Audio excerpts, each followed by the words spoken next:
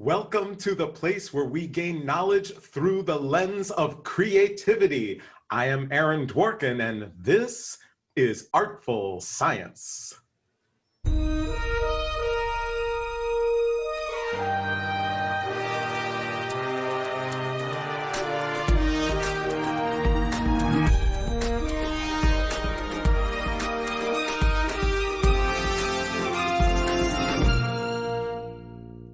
Thanks again for joining me here on Artful Science. Today's show is Faith or Facts, the balance between physics and ministry. And my guest is Willie Rockward, Chair and Professor of Physics at Morgan State University. Willie, welcome to the show. Welcome. Well, thank you for having me, Aaron. I really appreciate this opportunity just to engage and share with you. For sure, for sure. So, I'm really excited for today's show because I know that this is an issue that so many of our audience members and other people think about, which is that we often will encounter people whose lives are filled with faith. And oftentimes that focus is on faith, and there seems to be this opposition to certain science. Then we encounter people who are all up in the sciences and who are kind of almost either reject or put aside faith, and people who are in faith. And so I am so excited because your professional life is steeped in both science, but you're also while you're deeply committed to mentoring students in all of the STEM areas, you've committed your life to that, but you are of course also a man of faith and are actually a Baptist minister. So given those kinds of things and how for so many people they seem to be at odds, how do you reconcile them?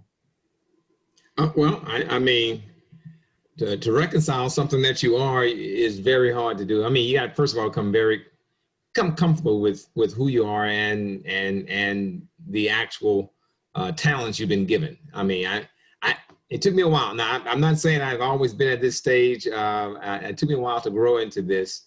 And I really came to a realization. I think it hit me when I was in graduate school. When I was in graduate school at Georgia Tech, I was wrestling with my call into the ministry and things like that. I mean, I was raised a preacher's kid, in Louisiana, things of that nature, man. And so, but I always had a gift for math and science and things like that. But now, of course, my thing was football. I wanted to play football, be a professional football player, but nevertheless. And when I got to graduate school, I wrestled with my call in the ministry, and I decided, to try to go ahead and go that route and just drop out the PhD program in physics and go straight into the ministry, into seminary, things like that. And Lord just wouldn't let me do it. And in that, I had to wrestle with how can I be a preacher, a minister, right? And a man heavily in faith, but yet a scientist, a physicist, And so the first thing came to me, well, not came to my mind, but in my prayer, in my meditation life and things like that, the Lord revealed to me that, look, I am the master scientist. I've created everything, and you're just trying to understand what I created. I was like, wow, you're right. The universe.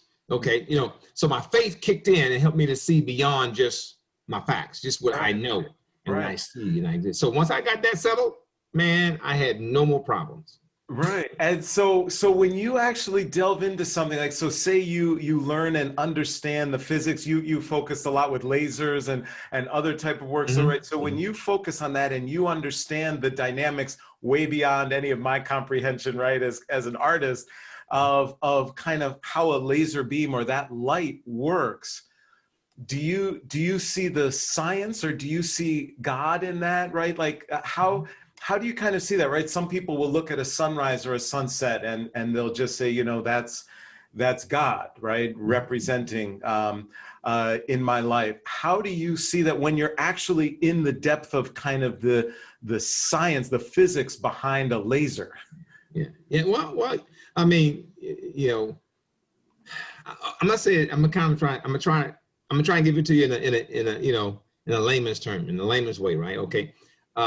When we deep in the laboratory, we deep in the in the physics, and I'm pretty much, I think it's to a great degree with anyone, but any particular field. Okay, but when we're deep in the lab, I'm deep in dealing with lasers and optics. You know, that I'm touching and feeling and seeing and understanding, I got. That's fact. Okay, that's knowledge, wisdom, guidance, whatever. I mean, you can say pretty much something I can see and I can touch and feel. But there's also come a time when I'm working on experiments when I don't quite know, I don't quite understand, I don't quite have the answer to it. I'm kind of feeling my way. Okay, that's when I'm using my faith. My faith kicks in. Oh, some people call it a hunch. Some people call it, my gut feeling. Okay, we got a variety of terms that share with us that lets us know that, hey, it's not fact, but I just gotta, something inside like go this way, or hey, look over here, or try this method, or try this technique, and boom, the answer comes. Okay, now once I hit the answer, okay, now it's no longer faith I'm using. I am easily in the physical realm. I'm in facts. I got it. Boom. Okay. But faith in its sense is that, hey, it's something I'm hoping for that I don't yet see yet. Gotcha. You know what I'm saying? Gotcha. Yep. Absolutely. Like tomorrow, right. we hoping for tomorrow, but we haven't seen it yet. But we're hoping to get to it. Very much so. Yeah. So that actually takes to another interesting question, right? So right now, of course, everyone's talking about vaccines and issues with vaccines. What I was wondering is there a time when faith and facts can collide? So I think there are some people where their faith actually tells them not to take a vaccine for whatever reasons based on faith. And then there are those, of course, science-based who everything they know of science says, take the vaccine. What would you say about those conflicting viewpoints when it seems that faith isn't it for you, of course, right? It's very in alignment with the facts that you discover. What happens when there's people where their faith comes in contradiction to science? Yeah. I like your hand motion. No, serious, because it reminds me of what I use from time to time to explain when there's a conflict. Okay, a conflict of thing. You think of your fingers, when you conflict, is normally when you're butting heads and you can't make it through. But like you said, just with your fingers, if I adjust a little bit to the left, a little bit to the right, I go up, down, I give a little bit, I take a little bit, and boom, I'm adjusting, and then I can get together and fit together. That's the way our faith and our science too. Some people can't adjust. Some people are not flexible. They just too rigid. And in my life, in my entire existence, I realized that faith and science does not conflict. They complement one another. Yes, there are times when they're gonna seem like they butt heads and stuff, but normally when they butt heads, they're normally also creating a new dynamic, that causes us to challenge ourselves. Challenges are not negative. They really are ways of stretching you, of growing you, of helping you see beyond you, and that's one of the things I always try to look at is that when like with the vaccine and things like that, when we pull all things out of it, from what I see, the vaccine, to take it or not take it, boils down to an individual choice. Now, which area is going to dominate or influence you to go do it or not do it? Hey, my faith, if my faith is saying to me, if I get that spiritual gut feeling, say, okay, now for you, don't mess with it. Okay, because even in science, we deal with probabilities. The probability of it happen, the probability of vaccination being successful is 99%, or 99.7 or 99.99. Okay, whatever the percentage we give you, we will never give you 100. Because we know in science that there is a very small chance that it may not work for that person. Okay? But for the massive, we say, hey, it's pretty good. It is pretty reliable. Okay, so it boils back down to an individual shot, right? As an individual person, individual call, And I think that's what we as a public keep also forgetting. You got to allow people to make their individual choices. I mean, on certain things, I'm not saying on, everything, but I'm talking about, for the most part, an individual choice, because the question gonna ask you, who has to live with that choice you make? If I choose not to take the vaccination and it didn't turn out right and I died from it, well, that was my choice. Now you may not have wanted me to die, but that's not your choice. Mm-hmm. With my life, I have a choice. With your life, you have a choice. With other people, they have a choice. And I think what happens sometimes, many times, is that we want to take away that choice from that individual person. That's where we get kind of, it gets kind of sticky. And I think we got to be very careful of that. Right. And then what about some of the people who will then say, so we've got that, and for most things we can have that individual choice. And then for those things related to science that people would say reflect the whole society, right? Or by wearing masks or things like that, where what my choice is may affect other people. Right. How do you feel that reconciles? Right. But now, if you're really a person of faith, right? And I'm not talking about just my particular faith, the Baptist or the Protestant faith. I'm talking about faith in general. You really believe in a higher God, and you believe in the existence, and you believe in a way of knowing that you're not an island. There's others here too. So I can yield sometimes to my personal choice because I care about others. Now I may say, I don't really believe in this pandemic thing. I don't believe we should wear masks anyway, but because I care about you, and I care about you and other people, I'm going to wear a mask. Not because I believe in it, but because I care about you. And I want you to feel comfortable as best as I can. And if wearing a simple mask helps you to feel comfortable around me, I'll do it because I want to be around you and I want to be in a good relationship with you. Yeah. That's when your faith kicks in, because faith makes you care about other people. Totally. Faith it makes you do it. And so if you really have faith and you really believe in that and you care about other folk, or what I'm saying, care, right? It will say, okay, I can put me on the side, because you're not asking me to do anything that's against my faith. Right. Fact, you asking me something that my faith encouraged me to do, is to care about others, be compassionate, and hey, if that means put on a mask to help you feel better, I'll do it. Right. Even though I don't believe in the mask, so I'll do it. Yeah. So in that scenario, this may be an unfair question, right? If the world didn't permit this balance that you're able to have, and you had to choose a life of faith without science or a life of science without faith, which would you choose? Man, well, okay. There is no choice.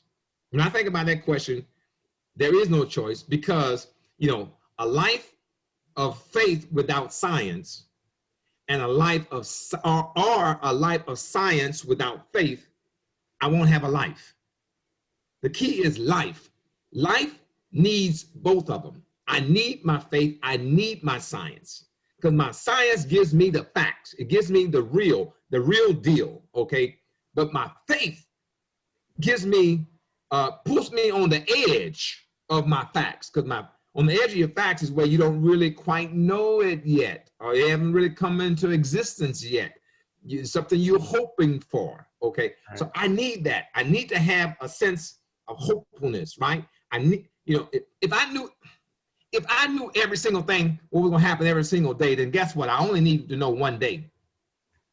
Because I only need to live one day, and I mean I live every day in the entire existence, because I'm gonna do the same thing, right? But you need that sense of faith, that hope, what tomorrow is going to bring. I hope it brings such and such and such. I hope I'm able to get up and move around and exist and go to work and do this and do that and do this and meet my people and meet my family and love on this and love on that and feel good. I hope I'm able to do that. But tomorrow ain't made it here yet. So I need my faith to help me live my life, even in my science.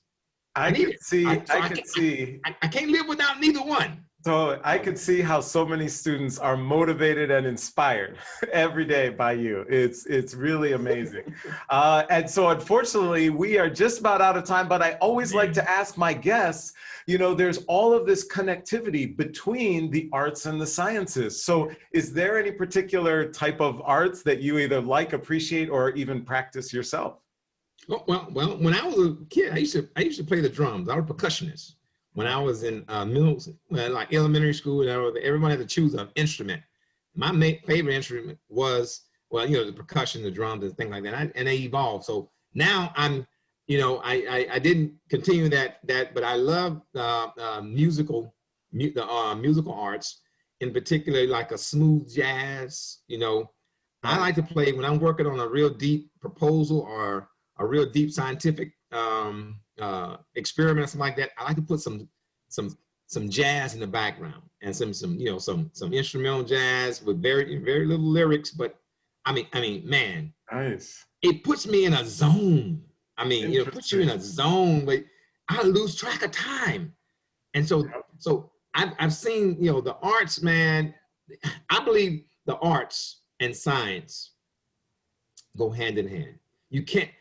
The creativity of the arts is a part of that same creative spirit that we get into science when we come up with these new ideas that haven't yet come into existence yet. Some, you know, people. How many people thought about, let's say, 20 years, 30 years ago, or when I was, you know, in the 80s, they, you know, you talk about having a Zoom, you know, interview or connecting via, you know, they're like, what you talking about, you know? Or like cell phones. We can talk about cell phones, correct? Same thing. You know, people would say there's some crazy stuff until somebody imagine it. I mean, I used to remember some commercials. You say, what if such and such? What if this? And next thing you know it, people start thinking and dreaming. That's the same way it is. It's the same creative spirit in the arts. When people get an idea of a picture in their mind, either abstract or even something real or a musical combination. You know what I'm saying? You know, totally. I was thinking about that question which you said about you know, life without faith, a life of faith without science, or a life of science without faith. I say, man, that's just like asking you, how would you be able to go live your life without your violin? Right? I mean, you can't. Exactly. It's a part of you. Totally. You know, and you were wired that way, and you can't get around it. So. Totally.